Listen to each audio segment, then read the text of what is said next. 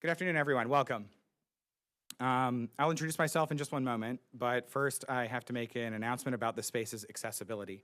The community room is T-coil enabled. If you have T-coil enabled devices, please feel welcome to switch them on at this time. If you don't have a T-coil enabled device, but would like to use one of our headsets, we've made some available on a small table right by the entrance. So my name is Cliff Robinson, and I am the Public Humanities Specialist here at the Princeton Public Library. On behalf of the library, I'd like to thank you for joining us, and I'd like to say we are grateful to our partners and to you for trusting us to host this panel on treaty agreements and responsibilities. We've recognized our role as hosts as an honor in itself. Thank you to Suzanne Akbari, Melissa Moriton, Ian McCallum, and Maria Mercedes Tuya for bringing us all together. Thanks to the panelists for sharing their knowledge with us today. And thanks to the audience for joining us in person and virtually. So a couple days ago, Suzanne communicated to me that in a course on the university's campus, a student asked why the Princeton Public Library had become involved with the Munsee Language and History Symposium. I think this question is a reasonable one and deserves a response. In the first place, I'll bring up the library's mission, that is to connect everyone in our dynamic and growing community by advancing knowledge, encouraging dialogue, and providing opportunities for discovery and joy. This mission is served by a number of goals and strategies, but one way in which we at the library serve the public is to form partnerships and host events such as this one, which aligns with our mission in every possible way. We hope that through this program, we can serve as a space where the circle of participants in the symposium can appear before the public outside of the academic spaces at the university and the institute where this important work at Princeton has proceeded thus far. But more than that, it has seemed to us that the library can be a more informative resource and a better community connector by listening in on this panel and discussion today, an opportunity in itself for discovery and joy, and in this way advance our own knowledge and the public's alike. So with that said, I want to bring a little more quiet to my own role as a representative of the library and to offer up the space to our panelists. So the topic of this panel, as I already said, is treaty agreements and responsibilities. The panelists will be discussing how treaty agreements established by wampum belts, just as the GJ wampum belt from Munsee-Delaware Nation, around which the convening this morning was gathered, were upheld or neglected both on LUNAAPAHKIING and in the Lunaape diaspora. So our first presenter, John Moses, will speak on the history and application of repatriation policy at the Canadian Museum of History. Then Mary Jane Logan McCallum will join us virtually to share her presentation, Dutch Pageant at the Town Hall, 1924, Purchase and Disappearance at the Tercentenary of the Settlement of New Amsterdam. Finally, Joanne Gardner Schedler will present Stockbridge and Munsee Treaties, honoring our ancestors. Following that, we'll have time for discussion with the panel, and then we'll wrap up by 6 p.m. At that point, I ask that members of the public who are here to see the panel please exit the room because we have a private event scheduled for immediately after the public part of this event. So I'll thank you all for your attention. I'll also say if anyone wants to come up and take these seats more in the middle of the room, we do have more seating available there, and you should feel welcome to do that. I hope that you will if you want to. So thank you all for your attention, and John, we're ready for you. Great. Well, thank you. I'm going to commit heresy here and introduce myself in Mohawk at a Lenape language symposium. that in itself is I think, an indicator of our fraught and contentious history. It's a long story, and I'll be happy to talk about it later on this evening. But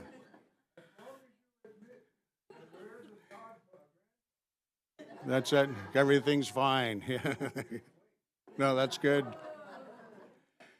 So, Sego Skenagawaga Sawadas Moses Young Yats, Kenyats Young Wahoi, Kenyatse Hodnoshoni, Kanyen'kehaka Tano Lene Lenape. My name is John Moses. I'm a member of the Delaware and Upper Mohawk bands from the Six Nations of the Grand River Territory near Brantford, Ontario, Canada.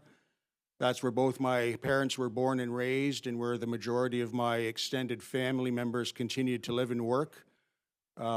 My father was the late Russ Moses. He was a residential school of the infamous Mushhole, the Mohawk Institute Indian Residential School. He was also a Korean War veteran and a public servant who played a leadership role in the groundbreaking Indians of Canada Pavilion at Expo 67 in Montreal, which today is recognized as a watershed in Indigenous self-representation before national and global audiences. My mother is Helen Montour Moses. She's 94, and she followed her own mother, Edith Anderson Montour, into the nursing profession, and Helen was one of the founding members of the original Canadian Indian Nurses Association back in the 1970s, for which work she received her Eagle Feather. But anyways, I'm telling you all of this information just so you know exactly who I am and where I'm coming from in all respects, and what informs my thinking on many things, including the work that I do in my day job, which is Director of Repatriation and Indigenous Relations at the Canadian Museum of History in Gatineau, Quebec, Canada. CMH is Canada's National Museum of Human History. Now, in, I guess, putting my presentation in context, where this session is about its lands and treaties, I understand, well, most of the repatriation, I'll get into this in greater detail later on, but most of the repatriation work that comes our way at CMH is as a function of our involvement in Canada's modern treaties process, comprising comprehensive land claims agreements and Aboriginal self-government negotiations. Each and every one of those negotiations, and today there's something like 112 that are currently active across all parts of the country, each one of those negotiations has a more or less detailed chapter around culture, heritage, and language, and the basic premise is that just as natural resources have been removed from within traditional territories, and just as tragically and criminally as Indigenous children were removed to residential schools, so too were cultural resources removed to wind up in places precisely like the Canadian Museum of History, and indeed in museums and collecting institutions around the world. So very briefly, CMH recognizes and acknowledges its historical roots as a colonial institution. So yeah, very briefly, CMH recognizes and acknowledges its historical roots as a colonial institution with origins stretching as far back as 1856, including some past collecting practices and assumptions that are, bluntly stated, abhorrent by today's legal, moral, and ethical standards. However, in its more modern history, if you will, CMH and its predecessors have been doing repatriation as a matter of museum best practice since the decade of the 1970s, and we were a global pioneer in this important aspect of museum work, starting with the return of seized potlatch materials taken in 1922 under the old Indian Act bans, back to the Kwagulth communities of Alert Bay and Cape Mudge in British Columbia, and that was in 1978. Before that, again, during the decade of the 1960s, we were the major source of artifact content and interpretive support for the Indians of Canada Pavilion at Expo 67 that I just mentioned. And now, yeah, I would say at CMH, we are grappling with the big picture questions on a daily basis. These include things like, how do we decolonize, indigenize, and unsettle existing colonial institutions precisely like CMH while setting in place the conditions necessary for brand new Indigenous-led cultural spaces of the future, places where Indigenous experts on Indigenous issues might provide direct, unfiltered Indigenous perspectives on important matters.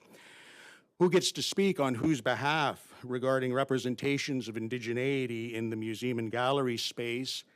And indeed, who is Indigenous, given this continuing phenomenon of exaggerated, if not criminally fraudulent, Indigenous identity claims? And finally, whose values and assumptions inform decision-making processes within museums and gallery spaces, whether for individual ancestor objects and works of art, or for entire monuments, historic sites, and cultural landscapes? Now, circling back to my first question, I want to define my terms here to give you the working definition of particular terms that we use right now at the Canadian Museum of History, and especially within my own responsibility center for repatriation and Indigenous relations, which also includes management of our museum's Indigenous internship program.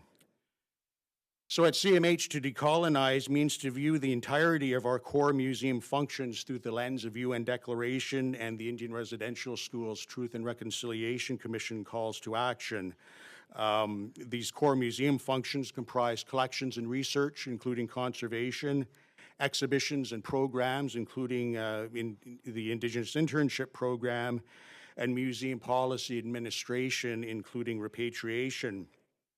Now, again, at CMH, to indigenize, that's largely a human resources term, or people and culture term, as we call it now at our organization. It's a human resources term referring to all of our staffing efforts to attract and retain and promote the career interests of Indigenous museums and heritage professionals, while unsettling means constantly challenging the notion of Canada as the benign post-colonial settler state, officially multicultural and officially bilingual in French and English.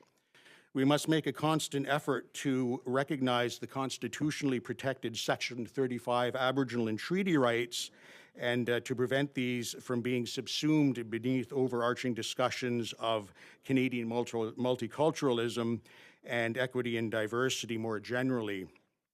It's not that we do not support these notions, these principles, these ideals, but we have to make a conscious effort not to roll in our discussions of Indigenous rights with these broader discussions of equity in general. Otherwise, Indigenous peoples are rendered as merely another tile in Canada's ethnocultural mosaic, and is merely another equity-seeking group, without recognizing and acting upon the reality of the uniqueness of Indigenous peoples in Canada and our unique rights, Aboriginal and treaty rights, that, simply stated, do not apply to other equity-seeking groups in the Canadian Confederation.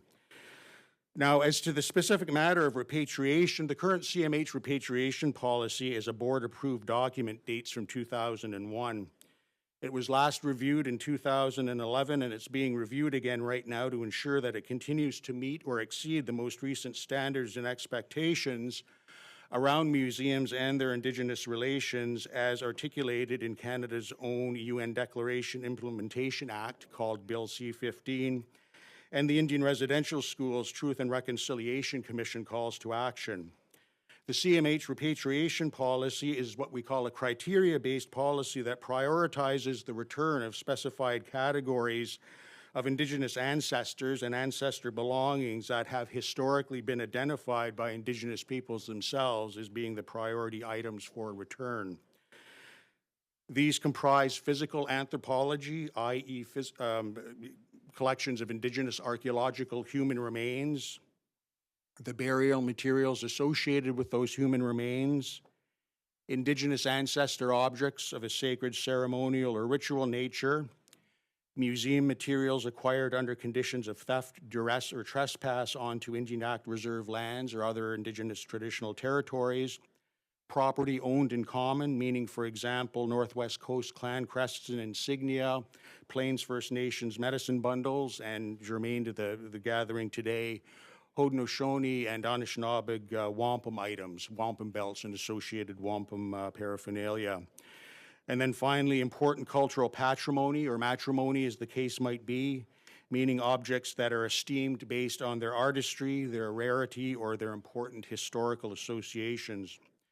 Now, finally, it's important to note that at CMH, repatriation is but one outcome along a spectrum of Indigenous engagement activities that also includes the museum's Indigenous internship program, the CMH framework for Indigenous relations based on principles of access, engagement, and knowledge, our ordinary suite of short and long-term loans, shared custodial arrangements, memoranda of understanding, the provision of digitized copies of archival records, and finally, the repatriation itself, which at CMH is the permanent physical return and transfer of legal title from the museum back to the Indigenous communities of origin. And then also, if I skipped over it, I think I might have, we also have the traditional materials program in space at the Canadian Museum of History as well. So anyways, this is one thing we always want to emphasize, that as important as it is and as high profile as it is right now, we've been doing repatriation at CMH going back to the decade of the 1970s as a matter of museum best practice, and it's but one outcome along a spectrum of Indigenous engagement activities, as I say, that spans the internship program to the sacred materials project in space, and then repatriation itself at the far end of the spectrum, with numerous stopping points in between those areas as well. So CMH is of the point of view that the highest purpose of museums and related spaces is in their capacity to facilitate cultural continuity rather than the mere preservation of often fragmentary remains. In all of these undertakings, CMH deals directly with the Indigenous governments involved on a nation-to-nation basis, balancing our obligations under the UN Declaration and the TRC calls to action with our other obligations under our own enabling legislation comprising the Canadian Museum of History Act. So it fundamentally means we will continue to act as Canada's National Museum of Human History with significant Indigenous content, but in this day and age, none of this work is done arbitrarily or unilaterally through the museum's own largely non-Indigenous curatorial staff, presuming to set research agendas and exhibition calendars and that kind of thing. Everything from the outset is done in concert with Indigenous advisory committees, whether at the local, regional, or provincial and territorial level. So anyways, I'll stop there. I just realized that I didn't actually make use of my PowerPoint, so I'll actually motor through that right now. But I do want to talk about, fundamentally, it's the our Indigenous collections, whether it's the ethnology collection or the archaeology collection, form the historic basis of the museum overall, going back to 1856 as a small collection within the Geological Survey of Upper and Lower Canada. The premise at that point being, what better way of getting a handle on the natural resources available within any particular region by, acquiring the curiosities and the other material culture of the Indigenous groups. Obviously, they will be making use of materials that are obtained within their particular traditional territories, taking into mind, of course, the possibility or the likelihood of trade goods being received as well. So anyways, the ethnology collection at CMH comprises approximately 55,000 objects altogether. These range in size from the large totem poles and dugout canoes and house fronts that are on display in the museum's Grand Hall, if any of you have been to the museum previously, down to individual pieces of jewelry and ornamentation. So there's quite a range in the physical size of the materials that we're talking about, 55,000 objects altogether, approximately. In terms of the archaeology collection, because of the unique way of cataloging and registering archaeological sites in Canada, wherein numbers are assigned to the tiniest little fragment and shard and that kind of thing, it actually numbers in the millions of pieces with a time depth going back to approximately 20,000 years. And in terms of our archives, the CMH archives itself breaks it down into a subset of three, comprising unpublished manuscripts, historical photography, and then audio-visual material going back to some of the very earliest cinema footage that was recorded, and then also wax cylinder recordings. Now, sort of, again, just a review of the decade by decade of evolution of the museum, going back to the decade of the 1960s. I was born in the decade of the 1960s, so history begins in the 1960s as far as I'm concerned. You have to start somewhere, so. Anyways, again, so it goes back to our involvement with the Indians of Canada Pavilion at Expo 67. By the 1970s, we become a global pioneer in repatriation as a museum best practice. During the decade of the 1980s, the current CMH complex called Park Laurier is under development. Our lead architect, the famous Douglas Cardinal, who's of Blackfoot, Plains Cree, and Métis ancestry. During the decade of the 1990s, we're heavily involved in the Joint Task Force report on museums and First Peoples that was co-run by the Canadian Museums Association and the Assembly of First Nations, and we're also involved in the Culture, Heritage, and Language volumes of the Royal Commission on Aboriginal Peoples. Our Sacred Materials Project in Space comes into being. Our Human Remains Policy comes into being. The Indigenous Internship comes into being, and other work is begun that, as of the year 2001, results in the museum's repatriation policy as an honest-to-goodness board-approved policy document. By the time we're into the 20-teens, we're looking at the era of the Indian Residential Schools Truth and Reconciliation Commission that delivers its final report in 2015. And then also we are involved with the UN Declaration on the Rights of Indigenous Peoples, and more recently, the Canadian Museums Association's most recent report on the state of Indigenous museums, or sorry, Indigenous and museum relationships in Canada, and that's called Move to Action. So yeah, just more of the same. I've already covered this ground. So again, these are the criteria that form the basis of our repatriation policy right now: the physical anthropology, the associated burial materials, objects of a sacred ceremonial ritual nature, objects acquired under conditions of theft or trespass, property owned in common, and important cultural patrimony or matrimony, as the case might be. Some of the terms that we use in the world of CMH and our working definitions of these things: repatriation is nothing other than the outright transfer of legal title and permanent physical return of objects from the museum back to the Indigenous communities of origin. We have custodial arrangements agreements, which is a form of shared custody. And we've also found just our ordinary suite of short and long-term loans are often, they meet the requirements of the Indigenous group in question. Now I want to talk about the history of treaty-making process. This is in one map, covers like 400 years of treaty-making in Canada, starting on the East Coast, the era of the Maritime Peace and Friendship Treaties during the 1600s, early part of the 1700s. By the time we're into modern-day Ontario and Quebec, we're looking at the first version of land surrender and cession treaties with the Robinson-Huron and Robinson treaties, Robinson-Superior treaties. By the time from 1871 until 1921, there's a total of 11 numbered treaties, treaties 1 through treaty number 11, that are assigned across what today are the Prairie Provinces and up into the Northwest Territories.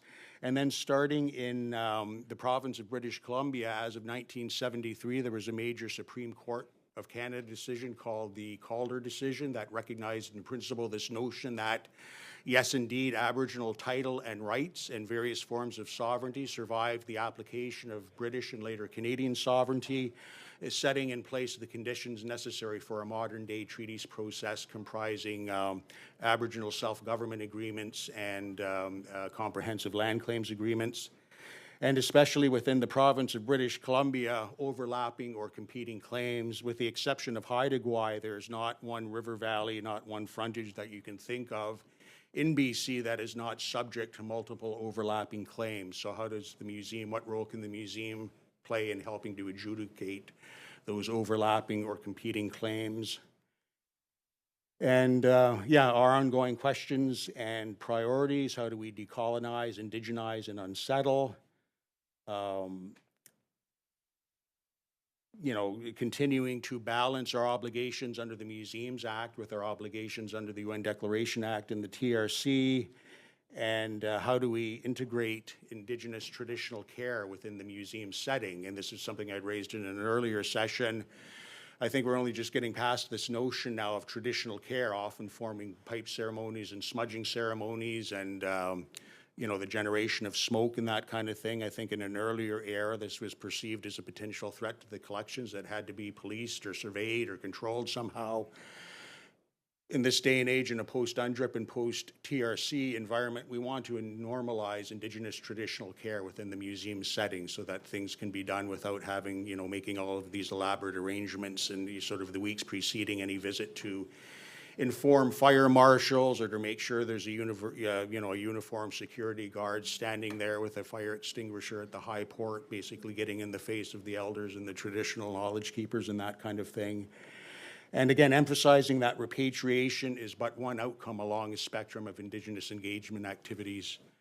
So Nyaweh, thank you for your time, and I don't know if you're doing Q&A or later on perhaps, or? I think we have a little time. Yeah, sure. So I'd be happy to hear any questions or comments or, yeah, sure. Well, we can talk about, can you hear me? Skankwa Ganghanudikikaga from the Gakels Kigwe clan of the Haida Nation. And from our perspective of the Haida Nation, have worked with John. The Haida Nation has entered into an MOU with the Canadian Museum of History, or whatever you're calling it now. Yeah. And in that MOU, it recognizes that I was the collection and engagement coordinator for the Haida Gwaii Museum, and now I'm a fellow in conservation. So that's how I've come to know at AMNH. And just to speak from our perspectives towards this kind of work is that, it is real. It is actually happening. Repatriation is real. The foundations of our relationship is unfortunately based in the repatriation of our ancestors' remains, of which there were over 140 at Canadian Museum of History. And we just completed that process this year, which is an unfortunate reason to get to know each other. But, the ancestors being there paved a pathway for us to be able to kind of bring everything home in a good way and bring everything around in a way that gets all the messy colonialism out of the way and allows us to just talk as humans. And so what the Memorandum of Understanding did was guaranteed that the relationships formed in these difficult processes could go beyond the relationships that, that happen with the people, that institution to institution, there's a foundation for how you're supposed to treat each other. And the language of that, neither of us had it on our cell phones or computers, but the language of that is not proprietary information. It's out there and can be used by anybody. And what it does is essentially has the institution recognize our rights and titles over the belonging, and they recognize, and we recognize them as qualified caretakers. And that as now that there aren't, until you open some drawer and find another ancestor, who knows? For now that there isn't any ancestors there, we can begin talking about belongings, or what we call Kanyen'kehaka, because English is so weak. And in doing that, in the future, we can take any gendered notion of repatriation or rematriation out of it. It's just transfer. And so half of our people live off of our nation's territory. I'm a citizen of the Haida Nation. Half of those people live off, and actually about 60, I think, live in Ottawa alone. So I have a responsibility to give our people a place to feel safe in and be around their ancestors wherever they are in the world. And unfortunately, with their displacement also was the displacement of our belongings, and including, so the place in Ottawa now that we've entered into this Memorandum of Understanding, the place in Ottawa can be more like an embassy for our people, that they can come in and see their ancestors' belongings and hear from their ancestors' stories and hear from their cousins. And I would just say that, just speaking from the nation point of view, it's real. This work is actually happening, and that's rare for us to hear, right? So it's, we can be uplifted anyway. So I just wanted to comment on John. He's not lying. Okay. Thanks for that. I appreciate it. Take that as a win. That's good. Do we have any other comments or questions? No? Okay, well, right here, yeah. Yeah, I don't know if it's a question. Sorry. I was really troubled this past summer. It's not a secret because I did let the organizers of this conference know, but when I was in Paris, it's the 4th arrondissement, and I see there's First Nation and Indigenous works of art that are in private stores and boutiques, and I don't know, and then I was in Brussels and I see a store, and they have a headdress, and it looks like human hair dangling from the headdress, Plains Nation, and then I contacted an elder who is Blackfoot, and he did confirm, indeed, it is a headdress from possibly his nation or one of the neighboring ones. And then I think about all these tiny little museums dotted across the landscape, like in Pennsylvania, for example, that does not acknowledge Delaware or Lenape. The federal government, who's responsible? you know, I'm not saying that it's going to be, let's say, the National Museum, maybe to police that, but we're talking about repatriation, but the artifacts are so widespread. Like, I mean, I just feel like there's displacement Yeah. all over the place. Yeah. And a lot of it from Canada and a lot of it from the US. And Yeah. Well, I Yeah. think going back for, a couple of decades now, at least back into the 80s and into the 90s, there's been more or less coordinated efforts just to get a handle on what exists within public museums around the world. And whether you're talking about Haida material or material from my community at Six Nations, like I've personally encountered stuff from up and down Third Line at Six Nations, from the National Museum of Argentina in Buenos Aires to the Hermitage Museum in St. Petersburg and stuff like that. It's almost an impossible task to know what is out there within private hands, because the private collectors typically do not publish or publicize the nature of their collections for all sorts of security and privacy reasons and that kind of thing. And even when these things occasionally emerge on the international market, like at some of the big auction houses like Sotheby's and who else? Sotheby's, well, you know the names. Those auction houses guarantee anonymity and privacy to the person so that they can sell their sell their collections if they choose to do that.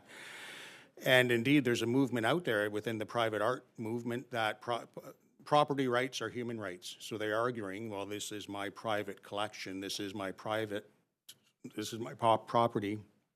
I'm invoking section whatever of the UN Declaration on Human Rights. Property rights are human rights. So, and indeed, they, demand the right to continue selling, notion of willing seller, willing buyer, and that kind of thing. But the bottom line, it's next to impossible to determine what remains in private hands and private collections around the world. No doubt there is stellar material out there that in the years to come will emerge on the private market. Some of the wampum belts we've been talking about, perhaps they're to be found in years to come. We'll suddenly see a notice or catalog from Sotheby's or Christie's, and lo and behold, there's a new William Penn wampum belt being offered for sale, or whatever. But anyway, but thank you. Yeah. Ani, my name is Amanda McLeod. I'm from Sagang Anishinaabe Nation in Manitoba, so I'm Anishinaabe-Kwe. I just wanted to speak on that because I actually am part of GRASAC, so it's the Great Lake Research Alliance for the Study of Aboriginal Arts and Culture. And so for that one, in that way, we actually, the members, we go out to these institutions where we realize that they have collections of Great Lakes objects, and we have this database that we're building on.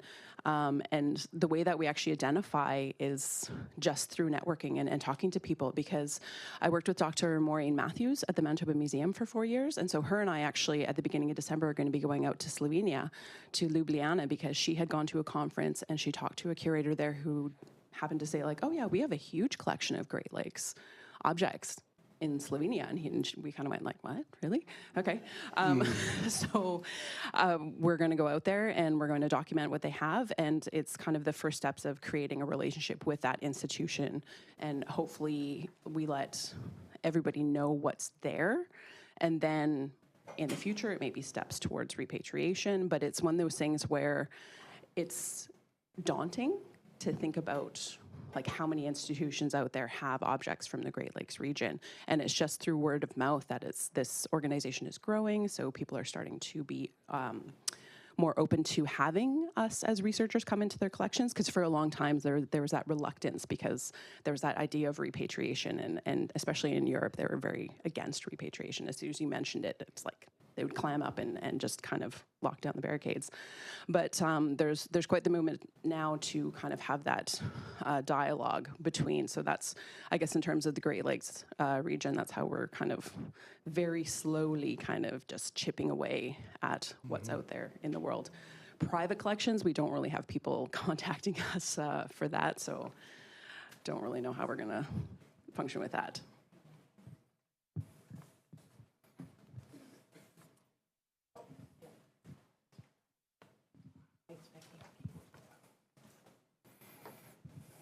Hi, thanks. I was wondering if you have advice for people working in institutions about how to, make progress and sort of start pushing for more beyond NAGPRA, let's say, or in the US, or just beyond sort of the ways that people have done things for a long time.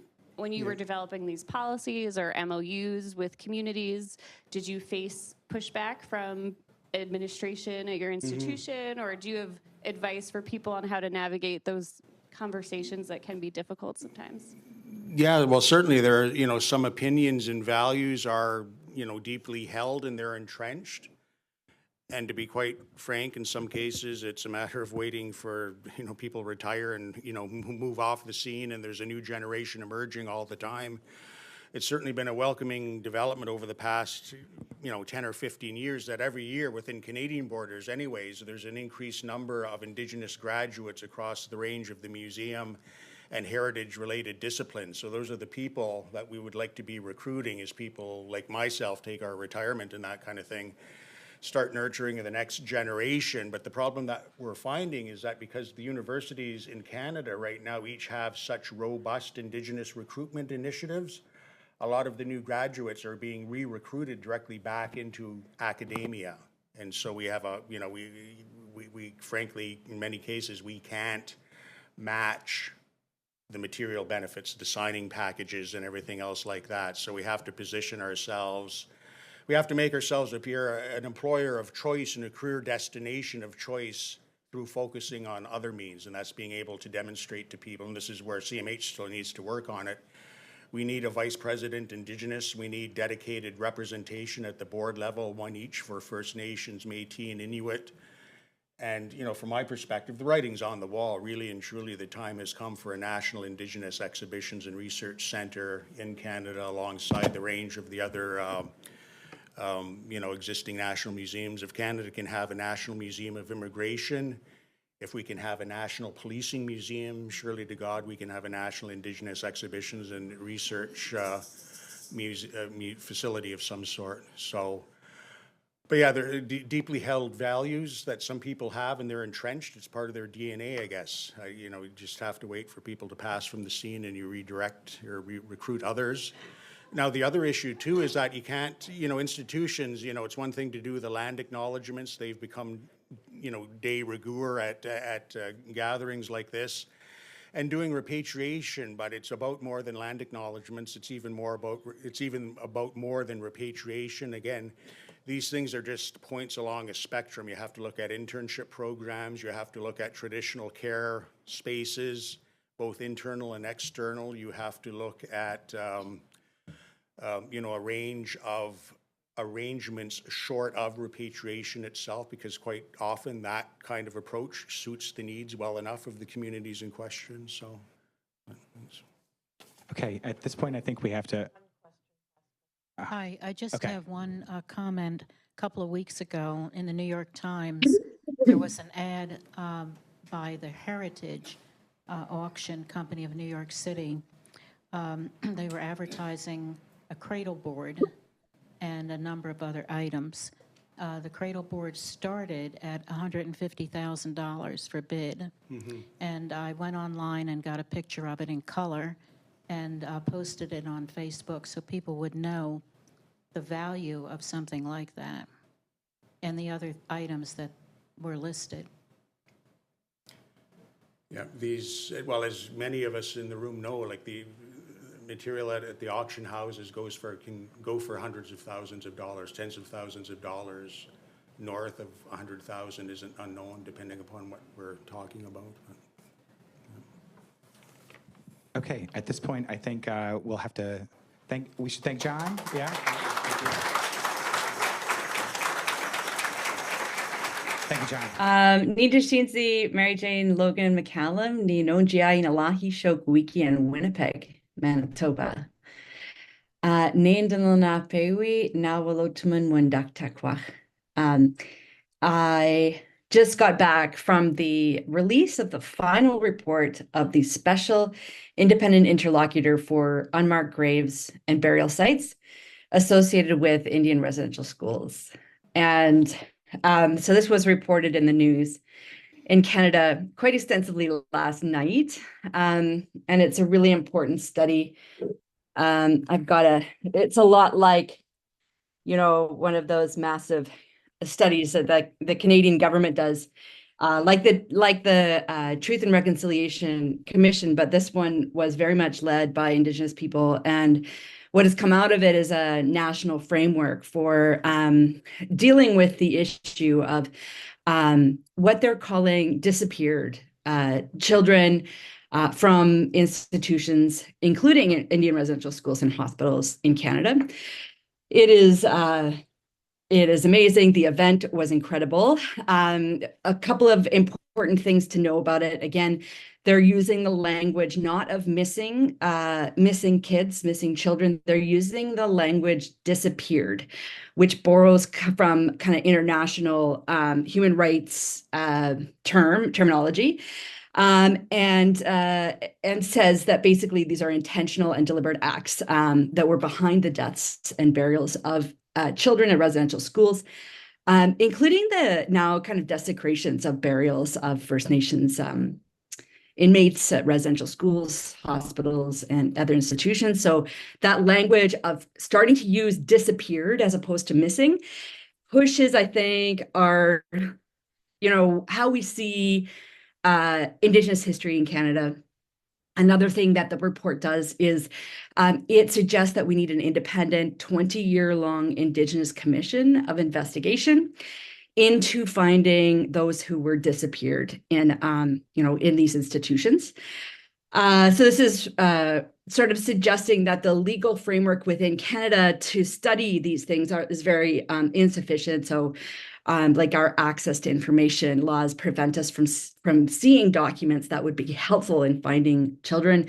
But also, like, the Canadian government really can't investigate itself. It's not capable of being independent in this kind of way. So it's launching, it's making this, they're not saying recommendation, they're saying obligation.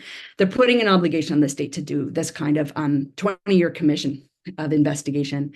And the third thing that this report does is it argues that settler amnesty and a culture of impunity has protected perpetrators and shielded the state from accountability.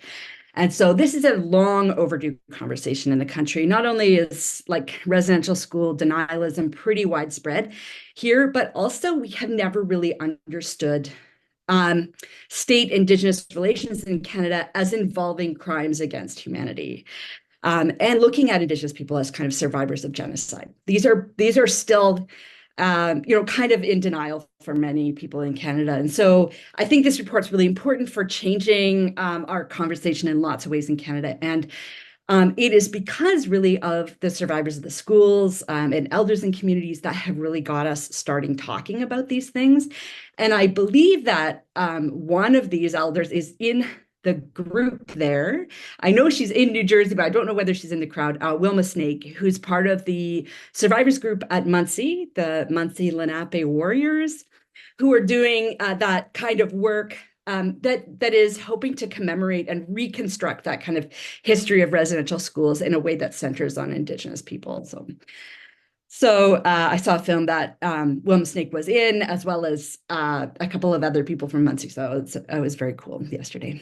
Anyway, so my talk today is about, it kind of deals with some of these issues of, disappearances, but also of genocide and of commemoration. So you know what, I'm going to actually, oops, it's not letting me move. How do I move here it is. Okay, here we go. I'm going to move forward to this one, actually. So a while ago, a friend of mine named Elizabeth Graham, who studied the history of Mount Elgin and the Mohawk Institute, sent me this when she was hearing about some of the commemorative events that were happening in 2024 around Dutch settlement of Manhattan. And so this is a character, Oskananton, who we're both really interested in.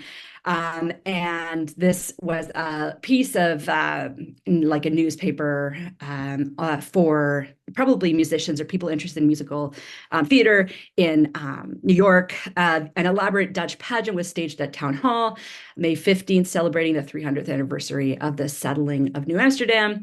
So there's all kinds of people involved, including well-known Mohawk singer, a well-known Mohawk singer, and Remington Schedler.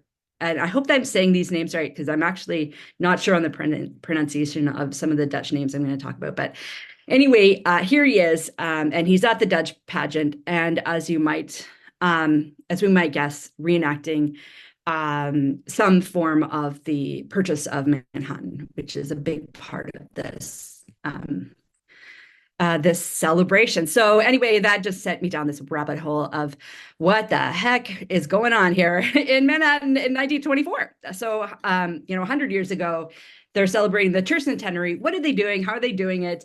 What does it say about the kind of understanding of white settlement and Indigenous people in North America at that time? And so I'm going to talk about this. I'm going to talk about commemoration, its importance to sustaining colonial myths of peaceful European possession in North America and Indigenous disappearance. And I'm going to talk about the time period 1920s. So this is a period of kind of nation building for Canada anyway. It's after the war, the First World War. And it's also for First Nations people in Canada, a devastating period for Indian policy, restrictive Indian policy on First Nations, cultural and political organizations. There is also at this time First Nations career performers that are, from the 1880s to the 1920s, ostensibly living in New York City, including Oskananton. Okay, here we go. Here's the Tercentenary program that was handed out. So 100 years ago, the 300th anniversary of Dutch settlement in Manhattan gripped the imaginations, speeches, art, and entertainment of Americans from children to adults, academic historians to socialites, everyday neighborhood associations to Dutch cultural and heritage organizations.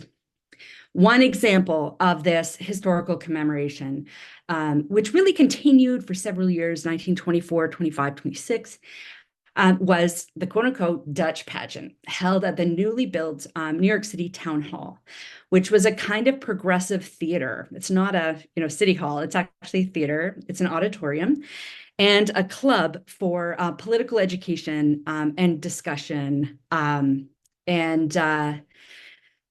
This is a celebration that's organized by a group called the Historical Roundtable of the Town Hall.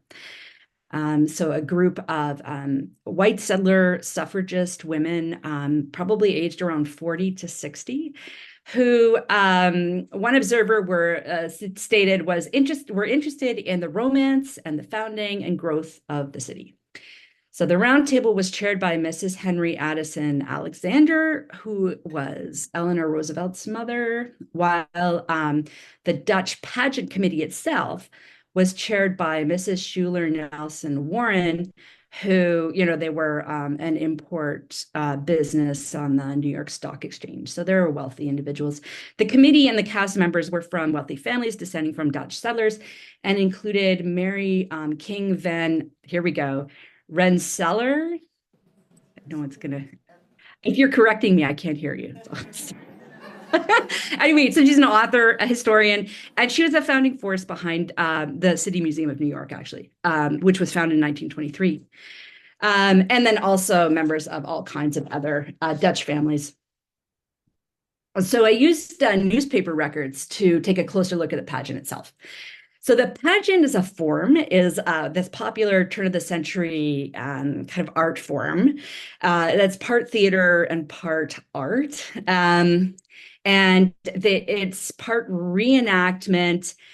There's song, there's art in the background, and they became very important for nation building and developing kind of propaganda and myths around a nation's history.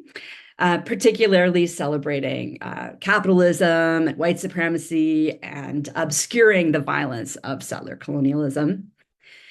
So there's several scenes that are involved in this Dutch pageant. There's a school in New Amsterdam, it's called, where we have a teacher and a number of students at the school. We have the Dutch wedding that celebrates, of course, monogamy and heteronormativity. And we have an address on toleration from a kind of religious figure. We also have an ancient ballad of the fishermen, which was, a Dutch, important Dutch cultural song.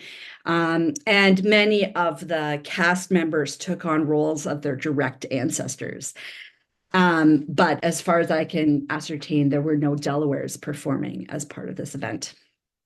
All this serves, of course, to basically, I guess, imply the disappearance of Delaware people, culture, and life. And then also celebrate the propagation of white settlers, and to kind of underscore that all the proceeds from the Dutch pageant were to be directed towards the dedication of 2 chairs, each to commemorate the first-born white kids on the island of Manhattan. So those chairs were given to the town hall to have as part of its theater. So part 1, of this pageant is the purchase of Manhattan. It opens, as you might have already guessed, with the purchase of Manhattan from the Indians. So it featured Peter Minuit, the first governor of the colony, and quote unquote an Indian chief. And here's a page from the program. Here you can have a look at it. The purchase, to use a phrase developed by Jeannie O'Brien, is a quintessential first thing and last thing in her book, Writing Indians Out of Existence in New England. She studies 19th century local history texts from New England. And she identifies this important pattern regarding the writing of local history. So she says local writers worked mightily to root New English social order deeply. In effect, they claimed to be the first people who established cultures and institutions worthy of notice, thereby declaring the invalidity of Indian ways of life. Indians serve the larger story line by basically establishing the primacy of English, English social order. And then they're replaced by the true owners of the land, the kind of white settlers, white English settlers. And then there's this narrative of Indian extinction that follows. So this is kind of a helpful way to think through some of the aspects of the purchase of Manhattan seen in this pageant and the rest of the pageant that follows. Here's a kind of up close discussion of that page, of that image that's on the page. So this is a history that starts with a neutral purchase, an enactment for Dutch of neutral, intelligent, and cordial kind of transaction. And the art form of the pageant kind of really gets this across. There's a book called The Technique of Pageantry from 1921 that says, acting in pageants was to be formal, impressionistic, and the staging informal, and kind of like pantomime. So this reflects a kind of community-based nature of the pageant form. So there's this dramatic center or beginning of American history in pageants, where Indigenous people meet newcomers, and it's impressionistic. There's not a lot of talking. There's not a lot of rootedness in records or memory. But it's kind of, I guess, probably understood as, part truth and part art form. And here's a couple of other, because this purchase is evident in all kinds of mostly 19th century depictions. The pageant form makes everything sort of artistic and community driven, and then it kind of gets into people's heads as common sense. And this is what is called the white possessive logic by an Australian scholar of Indigenous studies. And I'm just like forgetting her name right now. So she says there's this logic of patriarchal white possessiveness. And this was a way of rationalizing and affirming European ownership, control, and domination of territory. So this idea that land can be purchased and it can be owned is really important to understanding, I think, the colonial logics of what's happening here, which is, I think, important for us to know because, we need to know how these things worked to understand where we are today. And we, like people, there's these stories about the purchase of Manhattan involving beads. Some of them talk about owning wampum beads. And so we know this to be likely treaty. However, it has never, ever been explained that way in a kind of white possessive narrative of the event. So it might have momentarily reflected a brief kind of mutually beneficial relationship, but the real violence that follows is not really of interest in these pageants, right? First Nations merely become extinct in the story, they're disappeared, and they become, disappeared in real life as well. And this is a story people like who study Canadian and American history know very well.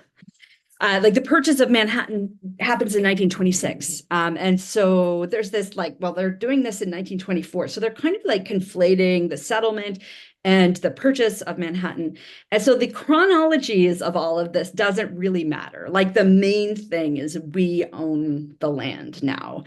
And I think it's, I don't know if the pageant form is really key to the kind of myth that follows or whether the myth is interpreted in pageant form, but I have a feeling that they kind of work together to mutually support each other through the at least late 19th and early 20th century.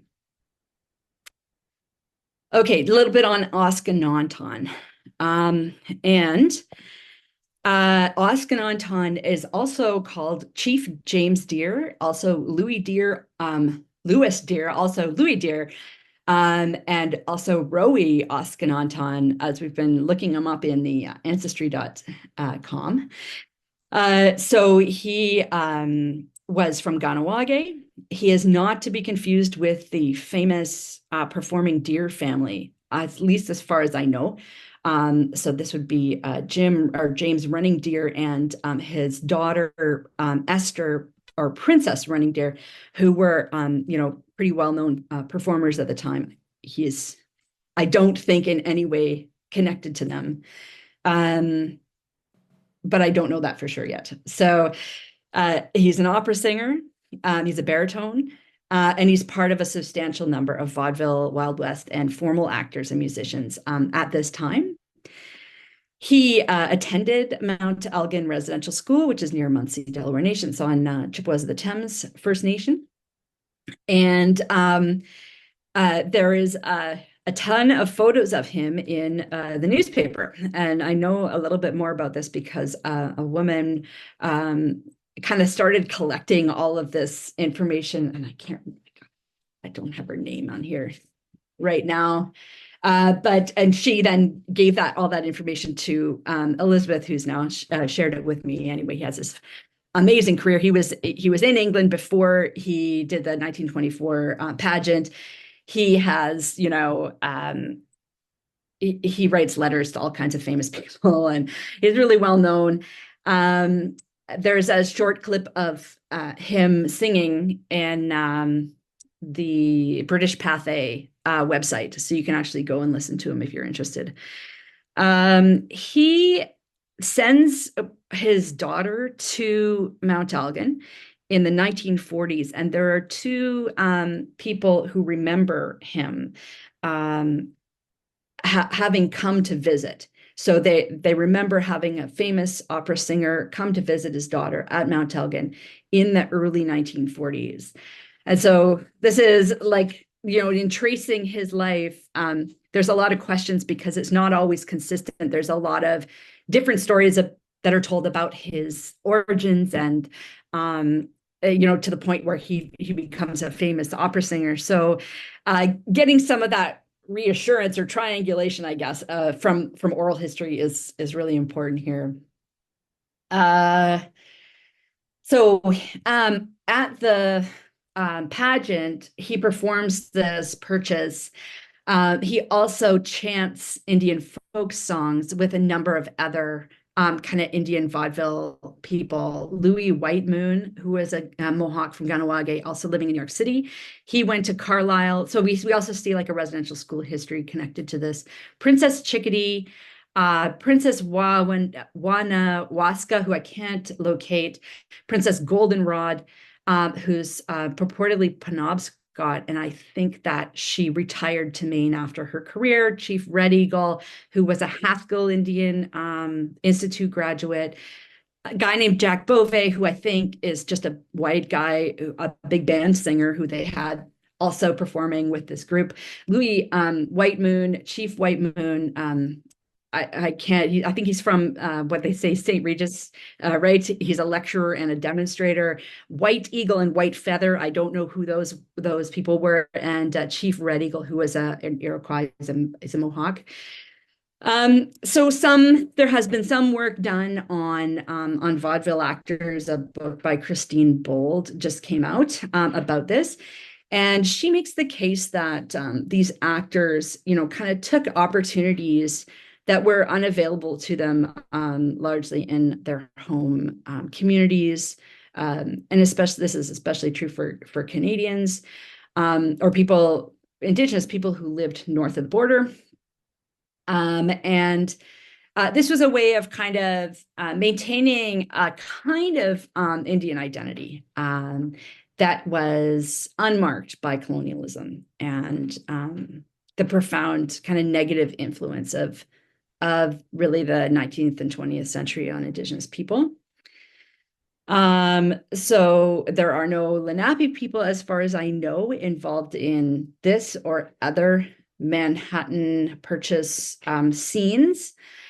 But I think it's very interesting that we have, someone who we're kind of diplomatically connected with, at least in a kind of cultural and political way, who is undertaking this role. The woman who collected all of this information was Jennifer Mills. Sorry, she was a PhD student at University of Toronto for a while. So a little bit about what's happening at Munsee at this time, 1924. Significant, losses and repressive Indian policies going on. So it's really this is an argument Christine Bold makes, that we have this flourishing of Indigenous performance happening at the very same time that we have a real closure of the possibilities for First Nations people on reserves. So at home, bands along the Thames River were, through new and older measures of the Indian Act, being brought under the control of the Department of Indian Affairs. So the band election system is really important to this. I think at Munsee, it was probably in operation for about 20 years, but there was, in 1924, a challenge by John Tomago, who he said was the oldest male grandson of John Tomago, a hereditary chief. And he wrote to Indian Affairs and said basically that this entitles him to now be the chief. He gets a response from Indian Affairs that says, no, we have the band election system now. You can just drop your efforts there. At the time, the chief at Munsee was Cornelius J. Logan, and counselors included two of Jacob Dolson's sons. So Jacob Dolson, who gave the belt to the Museum of Natural History. So two of Jacob's sons were Daniel and Nicodemus, and so we know many band members come from those families.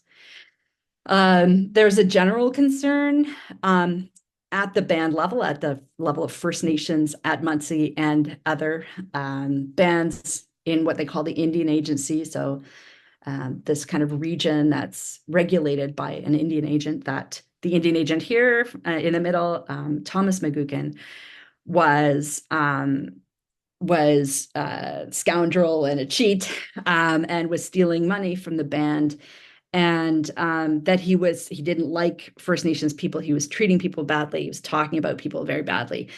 And so there was actually an effort to do an investigation on him. And that's a picture of from the Border Cities Star, which is, I think, kind of Detroit, Windsor newspaper that, hasn't stood the test of time, I don't think. But this is the study. There was a lawyer from Windsor who heard all of the complaints. I haven't been able to find the documents related to that commission yet, but we have here McCallum, another representative from Indian Affairs, as well as the First Nations men who were bringing forward these complaints and airing the issues that they were facing. First Nations had and others had just come through the First World War, and this gave the experience for many of being away from the reserve. And the League of Indians of Canada and other political organizations formed to really push for Indigenous rights, but also like equalizing Canadian society and identifying and addressing racism. The response of the federal government to that through Duncan Campbell Scott was to clamp down on political organizations, basically making it illegal for First Nations to spend band money to go to a political event or a gathering like the one I just came from for the release of this report on disappeared children. He also made it illegal for people to, at the time in the Indian Act, it was legal to practice ceremonies, to wear regalia, to buy alcohol. And they made, in the 1920s, enfranchisement involuntary for some First Nations people who they felt, should drop their legal entitlements as First Nations people. So it's not an excellent time in the 1920s at Munsee. And I think that there's a lot more that we can learn about this era.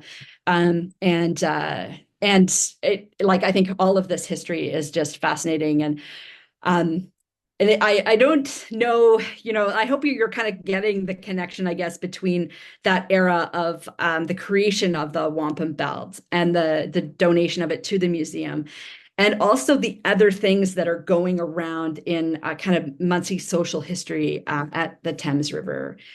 I think that there is really systemic and widespread and enforced disappearances, for example, to use this language of the report, that are happening in the schools at the time. So there's an ongoing experience of genocide. And this is happening to Munsee people, like at Munsee at the time. So this year, obviously, our commemoration is of the settlement of New York has been very different. There's been a number of efforts to explicitly take control of the narrative. The City Museum of New York and members of the Lenape community have held a We Are Still Here Lenape celebration in May. There is also an effort to have an exhibition both in Holland and in New York City to think about that history, that 400 years of Lenape survivance. I think sometimes in those exhibitions, it's very hard to kind of condense 400 years. You can't really get down to the granular level of, band elections at Munsee, for example. So we kind of back up and we see those exhibitions often, and this, you see this in all kinds of Canadian museums, but it's often presented as a kind of three-part narrative. You have the everything was excellent before contact. You have this contact and decline and colonization, and then this parallel argument about resistance. And I kind of wonder about like how we might mix up that really tenacious kind of narrative that we've got, and tell different stories about those three things in different ways. So those are some of the things that I've been thinking about. You're the first people I've ever said this out loud to, so thank you for listening. And I know it's 4:30 and we only have like until 5. Is that right? No, it's 6 for you guys. So I don't know if you want to just leave questions till the end and let the other speaker go, or I will leave that to the chair. Thank you. Thanks, Mary Jane. Thank you. Yeah, next up is Joanne Gardner Schedler, who will present Stockbridge and Munsee treaties honoring our ancestors. Kolamasi, Konamasi, Nidashinzi, Kishokwi Pokwa, Ninonji ai Mohicanu. My spirit name was given to me by a young council member that I worked with several years ago, and it's called, he named me the rising mist in the ray of sunshine woman. And being on my tribal council several years back, it was wonderful for me to be able to go to a council meeting. We're from Wisconsin. I'll tell you a little more about that, where all the other tribal leaders would speak in their language and introduce themselves. And we have been starting the last 20-some years learning our Munsee language back, and it's so wonderful to have had our language speakers from Canada come down and assist us with that. So as an elder, I'm 78 years old. I did not even know I was Indian until I was probably out of high school or even thought about it. So to be able to introduce myself was quite amazing. And I think it shocked some of the other guys. They're like, oh, you know how to say your name. So anyway, I'm from the Stockbridge Munsee Band of Mohican Indians, and I am representing myself. I'm not here on behalf of my tribe at all.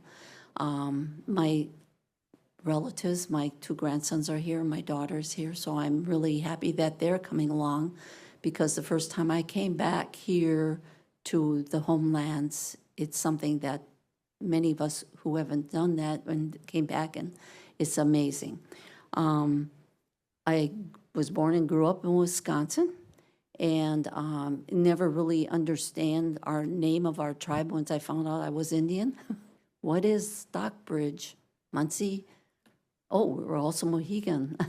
So understanding that whole thing, I think as I listen to all of you and see that I have who are the Munsee-Delaware people, it's been wonderful to learn that and to go back and start sharing, hopefully, with our other young people who we really are. So to start speaking the language, also we're Mohican, and in the Mohican language had been lost over 100 years ago. So that is starting to come back. So I'm very proud to say when I was on our tribal council that we did approve funding for languages. And so we now have, but to find people is the thing, to be able to teach us and to start getting our own people. I'm happy to say my son, when he retired as a deputy sheriff, really got into the Mohican language. And as you talked about during COVID time, people were online. So he could be at home now and start teaching or learning that. And now he actually is teaching a little bit to some of the children at the Indian Community School in Milwaukee. So as I'm talking about the treaties, I'm learning a lot about treaties because, I mean, treaties are very complicated. And I'm just going to tell you about our tribe, what happened from us about the treaties and look at the different treaties that we've had to go through. So there are several books that I really looked to that one of the books is A Nation of Statesmen by James W. Oberly, who was commissioned by our tribe to write the story at that time of what happened to us because of land claims now still that we are dealing with and what we can and cannot do as a tribal nation or where we are. So this book is great because, and he's talking about a nation of statesmen because many of our ancestors are always going off to fight for us. Those chiefs, those leaders, those diplomats are always going off here in the United States to Washington to try to claim our rights or to say we've been wronged and we need to be, paid back for that or whatever. But this, he lists a lot of all the different treaties, and it's really a great book. The other book is a new one, and I'm happy to say it's from a member, Carol Cornelius, is a member of the Oneida Nation, but she's also could be a member of the Stockbridge and Brotherton tribes. So she is a professor that teaches in Green Bay at University of Wisconsin, and this book is new. It came out last year, and the Wisconsin Historical Society has honored this with a book of the year type of award, and I thought, wow, that's wonderful. And so she writes about the treaties and the things that we've done throughout the, to get to where we are today in a way where she's trying to come from our own voices, whereas when they're talking about how they did the treaties. So these are the two books I'm going to be referring to as we go through this. And it's short. I only have 6 slides. So we talked about the wampum belts, and I kind of left that there because I knew we were going to be seeing this wampum belts. And I know that our tribe, too, has several wampum belts in our library right now, our museum, which is a very small museum. You've seen it. We need a bigger museum so we can actually do more and bring more back, because we just repatriated 2 beautiful powder horns that were in a private collection, and they just were able to show that to us recently. Our veterans sat there, and you could see these were from our warriors from the French and Indian War and from the Revolutionary War. And so the descendants of these 2 people sat there and got to see and hear about that history. It was a private collector, and the reason we saw it is because it was in a book somewhere, and someone said, hey, these are powder horns or whatever, and hey, this belongs to your tribe. So through our historic repatriation officer, who we have a full-time office out in New York, in Williamstown, New York, and she has a staff now of 3-4. So again, we're saying, hey, this is very important. This is our homelands here, and there's a lot of things that should be repatriated or that were there to go together. I might have been with several of you when we went to reburials in our homelands and getting our ancestors off the shelves and getting them buried correctly with ceremonies and us being there.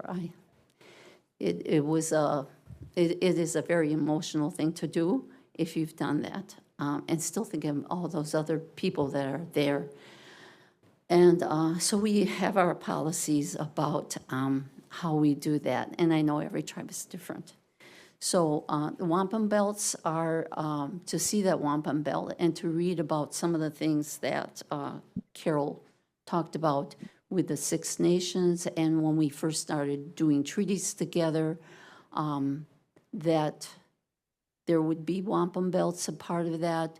She talks about what the ceremonies were and the protocols that were happening. And when we first started with those treaties and meeting about our land and doing the treaties, at that time they were respected. This is before we got on and lost a lot of the land, I believe. But so the belts were a very important part of those treaties. That's why I asked when we were looking at that belt, well, what does all that mean? Hopefully, because there were oral histories and you had to refresh and renew those every several years. And I think Ian talked about this a little bit, as the polishing of the chain. And they talked about that because that chain could be rusty, you had to get together and polish that again. So in some of those ceremonies, I was thinking about how important that was and how we still do it here, although a lot of that's been lost, by being welcomed in. I told Susan and Melissa, we're welcomed in. My gosh, we're welcome. We come here, we have a place to stay, we have something to eat, we rest. If we can don't get here too late, and then we can rest. So, so anyway, those are a very important part of that protocol. Having people talk and other people listen. So as they gather, you introduce yourself. It's still, I think, a part of what we're doing today. And you get to say what it is that's important to you. So in that treaty, the protocols, I think, are pretty much documented and followed. A lot of it's been lost, but I think we as tribal people are following those along. It was interesting that protocols, Benjamin Franklin wrote an account of treaties from 1736 to 1762 that he was a part of. So it was really nice that he wrote that down, all those traditional parts of the treaty, not just the words of what was happening. Because if you think about when I look at some of our treaties that we have today, we had treaties that when we were removed from out east and eventually where we are today, we had a lot of different tribes we were dealing with, a lot of different people we were dealing with. We were dealing with states, we were dealing with until I think it was 1790, the Trade and Non-Intercourse Act, that at that time, it was said that only the federal government in the United States could deal and do treaties.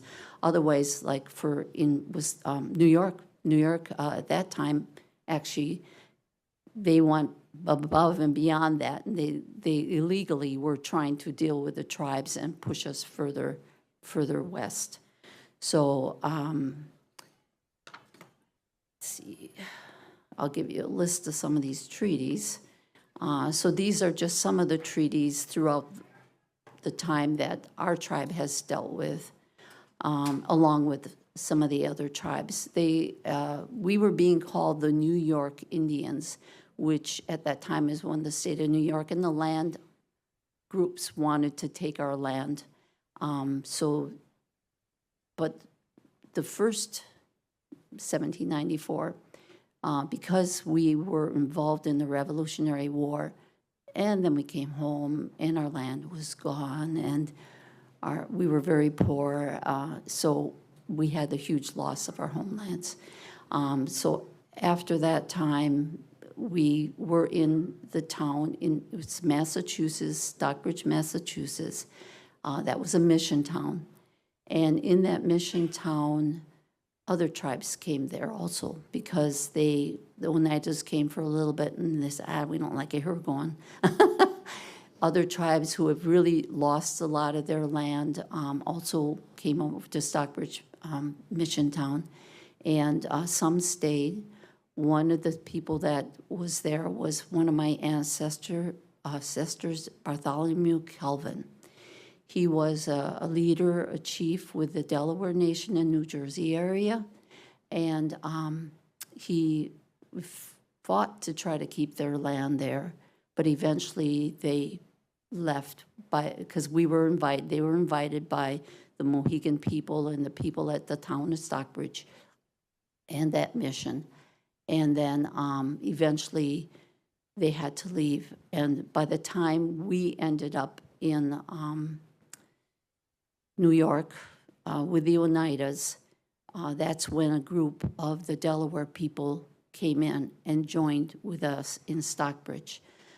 So I love looking at the names on these treaties, just like Ian was saying. That's important, the names. He's more the language person, I'm more the names and what happened to them, and were they in the military, and what happened there.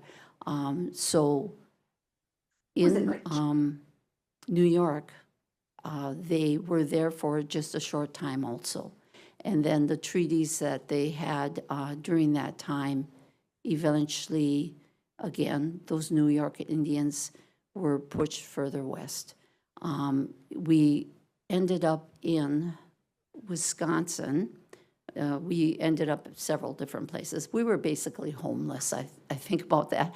We were homeless without really a land base and really looking for a place to be. I know we were divided up, and when I look at those names, I can see Kills, Snakes, I can see Calvins, I can see Jacobs. I can see a lot of different names that are by our tribe today. Kanyen'kehaka was my ancestor also at that time. But there are a few, my grandma was the last one called Kanyen'kehaka. So looking at the names of these treaties are really important to me, besides those ceremonies and what they did. So you could just kind of see at the different places we were in Green Bay. So we're here in Wisconsin, and let's see. The different protocols and things that we had really kind of started going away. So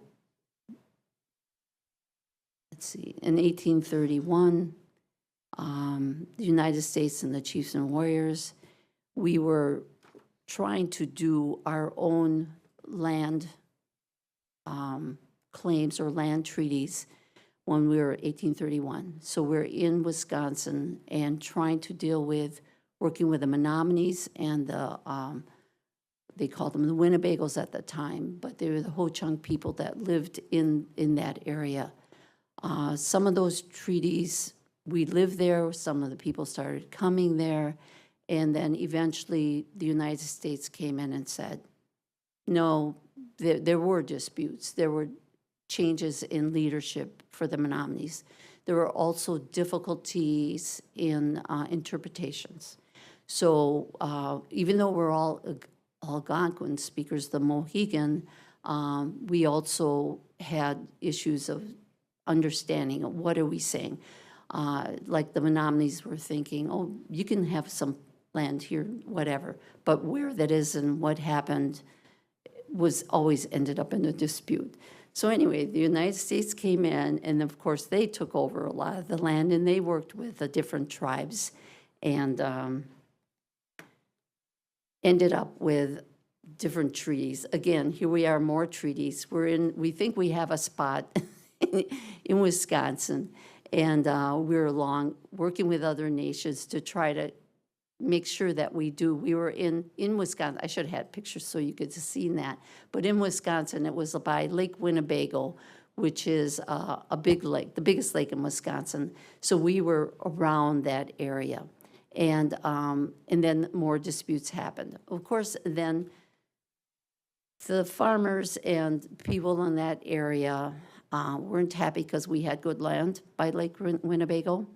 So by 1839, there was another federal law that changed, of course, in the United States, and then they wanted to, the federal government wanted to send all the Native Americans, all indigenous people west of the Mississippi River. So we made it to Wisconsin, here we are, and now we're looking at, now we have to leave. So I think by this time, there were many disputes within our tribe because we had an Indian party, we had a citizen party of disputes of who wants to become a citizen, because then we could stay here because this was good land and we wanted to stay in that spot. But then the Indian party wanted to do something different. And so there was a lot of disputes, a lot of backdoor arrangements and problems. And people then, some of the people ended up going and looking in Minnesota where they said, oh, there's land up in Minnesota, those Indians over there don't care. So maybe you can go up to Minnesota. So some people went up and looked in Minnesota. Okay, we'll look over there. Some then went to look down in Kansas because there was another push to send Native people down to Kansas.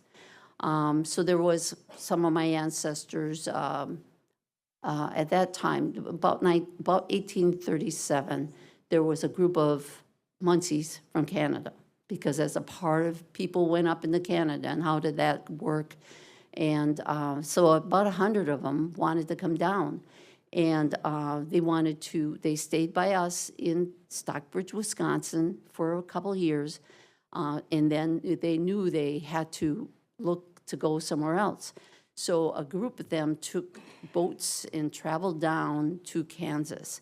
The interesting things about those census at that time is, again, looking at the names. By the time they got down to Kansas, there was people dying on the way down there. There are people that may have joined other tribes, but a lot of them were very dissatisfied and eventually came back to Wisconsin. So it's such interesting how people just got pushed and traveled and lost so much during all that time. 1848, with all these different things, to lose our, because previous to that, I think the government told us, well, you're no longer Indians, you're now citizens. And then, so a group of people, our tribal members are going, no, we don't want to do that. Eventually, they came out and they repealed that act in 1848. And then there are many unratified treaties too with, there's, in Wisconsin, beautiful place for pine trees. And so there was a lot of logging going on. And of course, we had a lot of trees on our land that we had for a short time there in Shawano County. And eventually, by 1856, we do get a treaty that was basically that was our last treaty that we had. And we ended up just before the Civil War. So only a few people got to move up to that area, and then the Civil War breaks out. But, so anyway, that's just a little synopsis of some of the issues that happened with us and all the treaties and the problems. And one of the things that I think is important, this is our powwow, one of our powwows when we first started going with our Mohican veterans and starting having powwows again, because it was okay to have powwows in the 1970s after, you know, our young people wanted to learn our culture and learn our language and start knowing what our traditions are. And so we really didn't start until the 1970s to have powwows. And here's some of our veterans along with Menominee people and some of the other people that came to the powwows. And I do want to talk about honoring some of our people and some of the names I've written down from all those treaties that I've looked at. Some of the Hendrik Apamat, these are some of our Mohican people. Joseph Quinney, John and Jacob Kanyen'kehaka, my ancestors, Captain John Kanyen'kehaka, Bartholomew Kelvin, and Rufus Turkey. I noticed there was a George Turkey that was in some things. I also have George Turkey on some other treaties that I've seen. John Matoxen was a leader, also a minister to our people, was a tribal member. John Keelsnake, David Kelvin, which I believe is the son or grandson of Bartholomew. Captain Porter, James Rain, Jeremy Slingerland, Austin Quinney, Zeba Peters. There are a lot of Peters that I ran into. David Palmer, Samuel Stevens, Albert Ellis, Morgan Martin, James Hunt. So those are just a few of the names of the many names that I've seen throughout these many treaties that I believe that we need to really be thinking about and honoring. Last slide, Anishinaabeg. Today in Wisconsin, we're buying back our land. Our tribal council, we have a casino, and that's what a big part of that money is used for our programs, buying back the land because we have the 2 townships that we originally got in the 1856 treaty, and the money goes back, 1/3 of that money, or who knows today, but at that time when I was in council, we were using the money to buy our land back again. So we won't get it all, but we will be getting more of that land. We have not only survived, we are thriving as Indigenous nations. And Anishinaabeg, thank you so much for listening to my ramblings.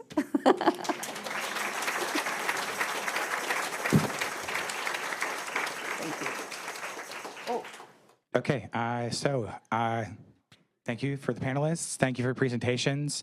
Let's turn right now to questions, comments, anything like that. I believe there are library staff who can run mics, so I see there's a hand back over here. Kim, do you have? Right here.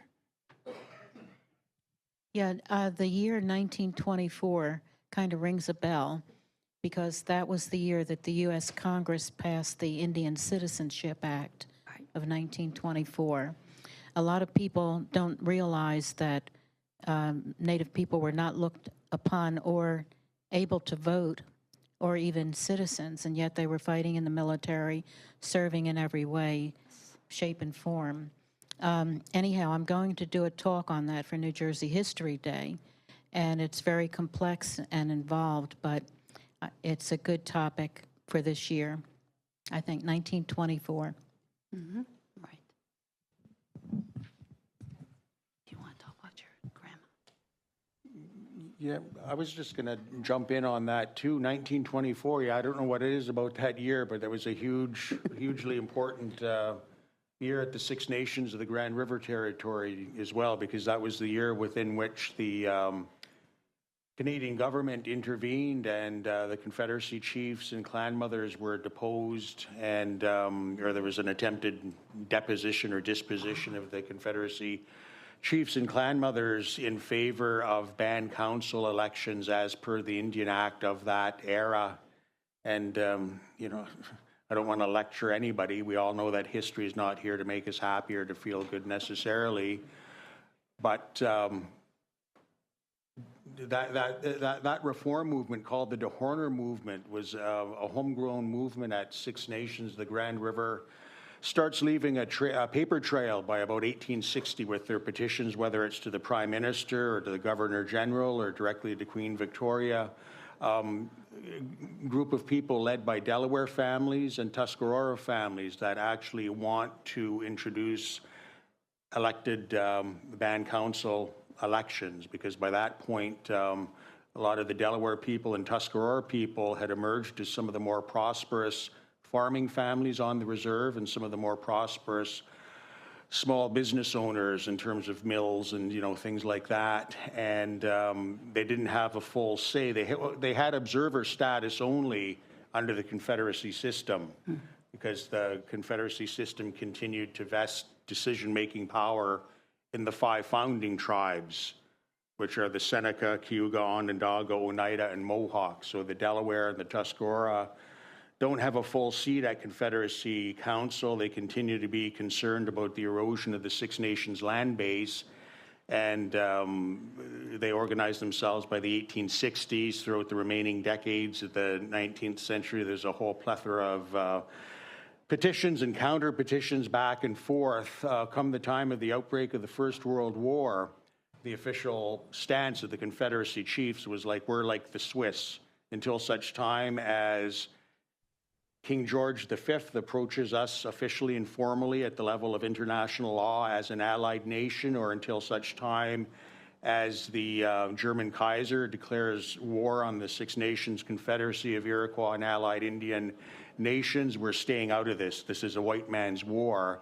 That was a pronouncement that went out, and despite that, there are over 300 Six Nations band members volunteered to fight. So that kind of positive response to the British Empire and the Dominion of Canada war effort was a huge slap in the face to the authority of the Confederacy chiefs and clan mothers.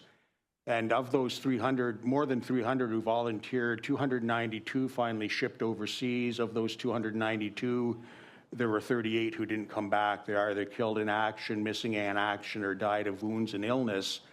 And so that, with losses exceeding 1 in 10 like that, they met the dictionary definition of being decimated. Like 1 in 10 went over, or sorry, you know, all those people went over, more than 1 in 10 did not return. That's decimated. Anyways, all that to say, some of the surviving Six Nations veterans assume leadership of the DeHorner movement in the post-war environment, and they collude with the Dominion government, and it's in 1924 that this big political turnabout takes place. So ever since, you've had those extended families that continue to support Confederacy chiefs and clan mothers versus those that are within the band council system, and then as with any political community, those who are apolitical basically, or who are, you know, they don't involve themselves one way or another. So it's a very complicated history. But all that to say, that big change happened in 1924 at the Woodland Cultural Center right now. They've just opened up a 1924 exhibit to talk about the monumental events of that year and what it meant on the Six Nations of the Grand River Territory. So. Yeah, I'm so glad that you said that, John. When I was going through, this is something I was thinking about when I was going through the records of the elections in the quote unquote CAREDOC agency, which includes Munsee, Oneida, and Chippewas of the Thames. The election records actually at Oneida also talk about the exact same movement happening at Oneida at the Thames. And I don't know, I think that's a really fascinating story. I didn't know that was also, there were dehorners there. And that they were also opposing the imposition of the Indian Act banned election system there. So I think it's like it all kind of comes to a head, I think, in this really problematic Indian agent, right? So I think people just come together and just they want to air all these difficulties in the commission that happens at the investigation that happens of him. So of course, what's found with Mohican is that he's fine and he gets promoted within Indian Affairs, which is the classic, way that when somebody's problematic as an employee of Department of Indian Affairs at a school, at a hospital, they just get moved and promoted. So that happened in 1924 too. Yeah, it's a really fraught and contentious history, and like it's divided families, it's divided communities. So again, like on my dad's side of the family, the patrilineal side, that's the Delaware. The Moses were at the forefront of the Dehorner movement throughout the late 1800s and into the early 1900s. But on my mom's side of the family, there were those, some were apolitical. They just simply wanted to be left alone to keep farming in peace.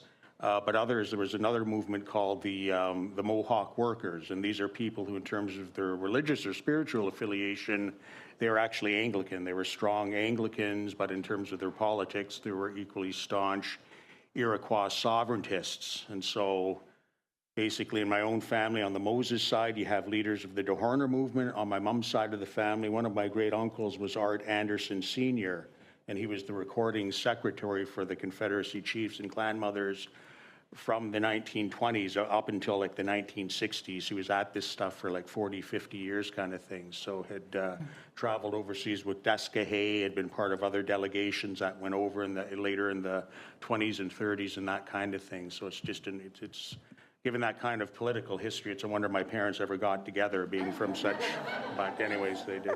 Love conquers all. So. Yeah, well, it does have a kind of gendered and women's history too, right? Because those Haudenosaunee governing forms had roles for women.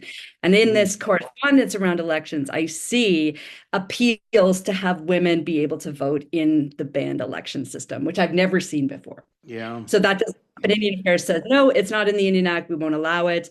That doesn't happen until 1951. So, and First Nations people in Canada on reserve can't vote in federal elections till the 6th. Well, and I'd be remiss if I didn't, and when I was talking about this just earlier on, I'd be remiss if I didn't talk about my maternal grandmother, my mother's mother, Edith Anderson Montour.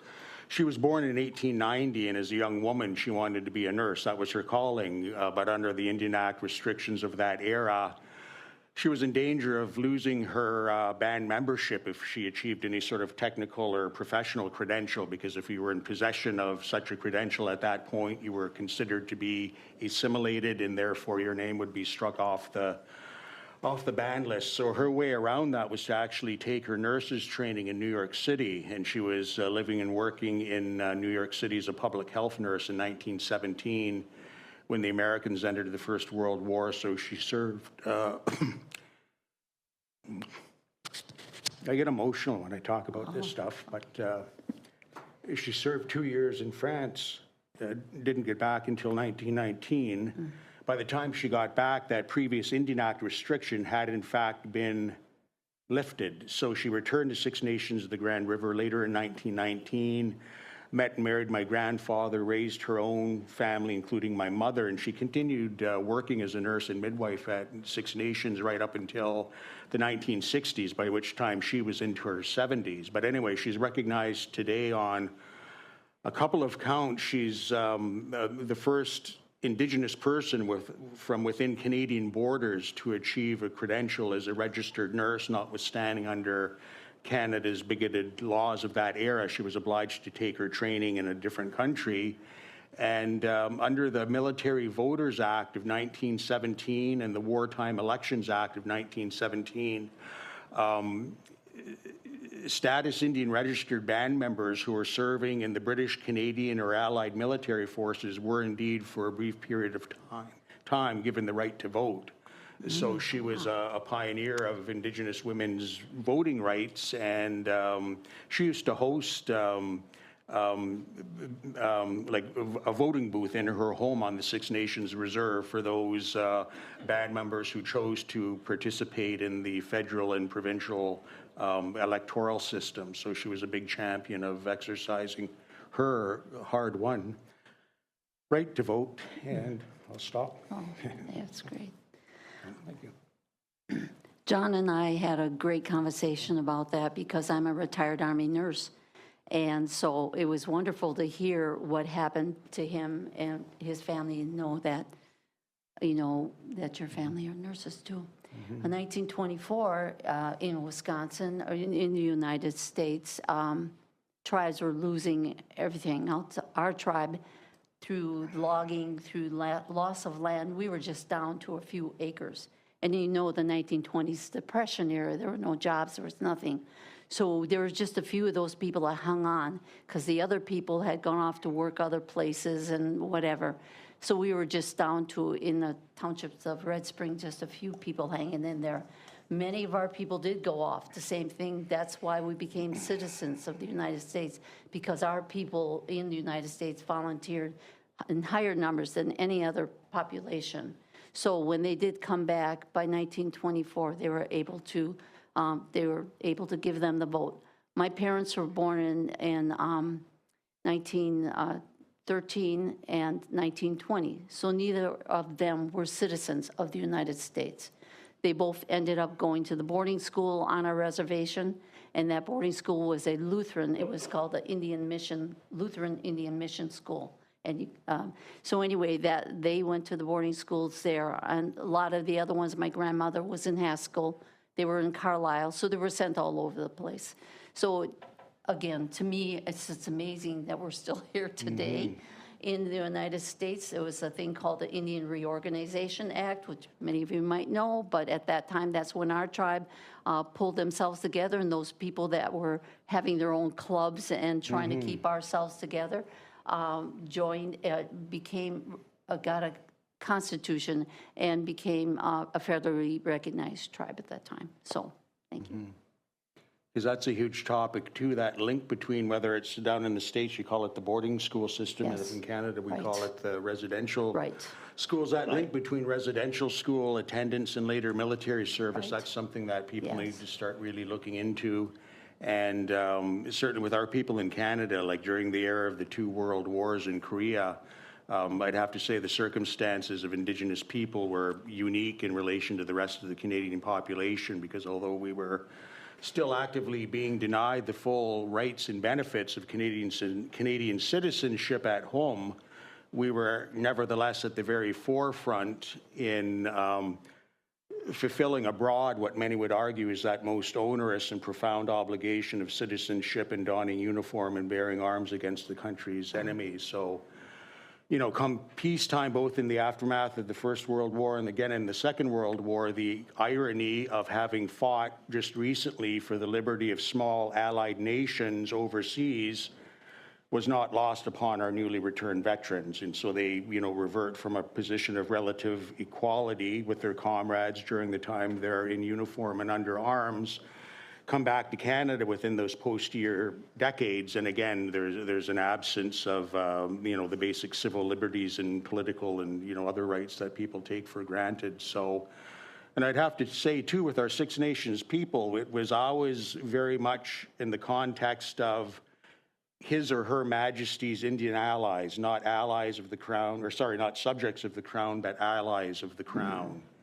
And there were some interesting petitions that were being sent by the Confederacy chiefs and clan mothers to King George V in England during the time of the First World War. And they're basically saying, look, there are a number of guys, young kids from our reserve who have enlisted in your army overseas and are presently at the Western Front.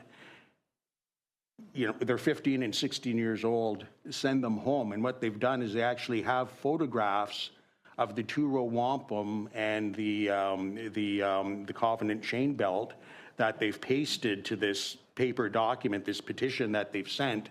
And within the space of 3 or 4 pages, they give the King of England a crash course in the history and diplomacy of Haudenosaunee wampum belt diplomacy, saying, you know, this was a covenant going back with, well, what, George III would have been, what, a great-great-grandfather to King George V at the time of the First World War, but saying your great-great-grandfather was aware of this, you should be aware of this too. These kids have enlisted underage, so send them home. And as support for that, we're invoking the two-row wampum and the Covenant chain wampum belt. And especially with the Covenant chain, it's basically a metaphor for this notion of trading and economic partnerships during peacetime with the British Crown and the Six Nations Confederacy, and military alliance in war. So,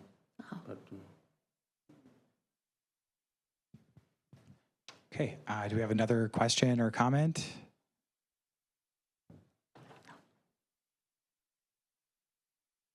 I've got a copy.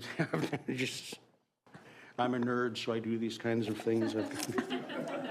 I've got a copy of the Covenant chain belt in my knapsack here.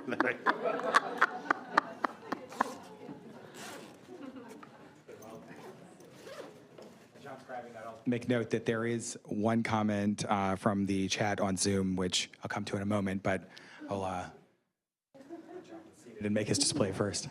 Oh, well, anyways, that's what the Covenant chain wampum belt looks like. There are 2 or 3 designs in particular that are especially profound. There's the what's known as the Hiawatha belt, which in this particular case is actually in this beaded wristband that I have on, and it's a schematic diagram of the original 5 nations going from west to east: the Seneca, Cayuga, Onondaga, Oneida, and Mohawk. The Tuscarora joined the Confederacy in about 1720 or thereabouts, thus forming the Six Nations Confederacy proper. There's the two-row wampum belt, initially undertaken with the Dutch and essentially signaling this notion of sovereignty association. It's 2 parallel lines, 2 parallel purple lines against a white background. And then what's known here is the Covenant chain belt. And again, with one figure representing the Six Nations Confederacy of Iroquois and allied Indian nations, and the other representing the British Crown. And again, the basic premise is trading and economic partnerships in peace and military alliance in war. So, All right. Thank you. Okay, so the question from our Zoom chat. Wondering if it's okay to ask whether panelists know of Munsee kin who also have Wankunk heritage. I am a new professor at Princeton and also the convener of a new initiative called the Wankunk Studies Working Group, having previously taught on Wankunk ancestral lands in central Connecticut at Wesleyan University for 24 years. It's my understanding that Wankunk individuals folded into Tungsis, then to Stockbridge, and so forth. So I apologize if I mispronounced any of that. It's okay. I would refer the questioner to the celestial bear comes down to earth, which is, you know, everybody's heard from earlier this morning. That's essentially the ethno-history of our small band, Munsee Mohican Band of Delaware at the Six Nations of the Grand River Territory.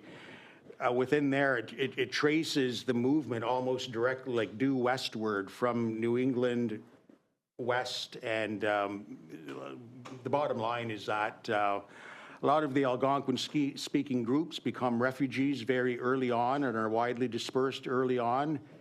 As they move west, they get folded into Lenape-speaking communities, and as those communities move ever west, by the time they get to like Fort Niagara and the Niagara Falls region as of 1784, it's essentially a refugee band which is taken into the Six Nations Confederacy under the wing of the Cayuga, and it's under Cayuga's sponsorship that we're allowed to settle at the Six Nations of the Grand River Territory.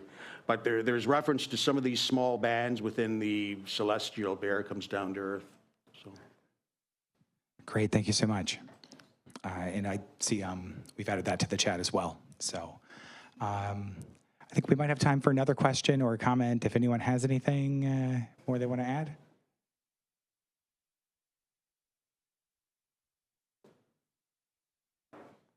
Okay, I think that's a long enough pause to be certain that people are ready to eat. So I'll thank our panelists again. Can we all thank our panelists with one more round of applause?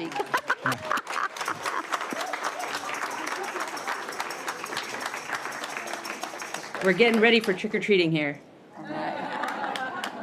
Well, enjoy. Yeah, trick or treat. Well, thank you very much, everyone.